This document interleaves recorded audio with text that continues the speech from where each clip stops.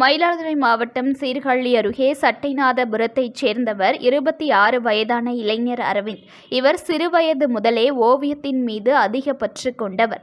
அதன் காரணமாக ஏராளமான ஓவியங்களை வரைந்துள்ளார்.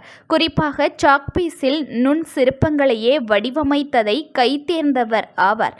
மேலும் விஜயகாந்தின் மீது தீவிர பற்று கொண்டவர் ஆவார். அதன் காரணமாக தேமுதிக தலைவரும் நடிகருமான விஜயகாந்த் உயிரிழந்ததை அடுத்து அவருக்கு அஞ்சலி செலுத்தும் விதமாக தனது இரத்தத்தினை சிறிய பாட்டிலில் எடுத்து அதன் மூலம் விஜயகாந்தின் உருவத்தை வரைந்து மறைந்த விஜயகாந்திற்கு அஞ்சலி செலுத்தியுள்ளார்.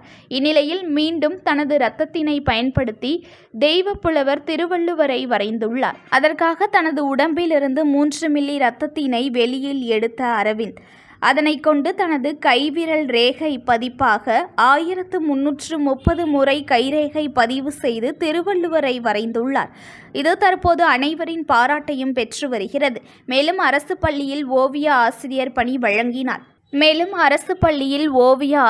பணி வழங்கினால் அரசு பள்ளியில் பயிலும் ஏழை மாணவர்களை ஊக்கப்படுத்தி ஓவிய திறமையை வெளிப்படுத்த உதவி செய்வேன் என தமிழக அரசுக்கு கோரிக்கை விடுத்துள்ளார்.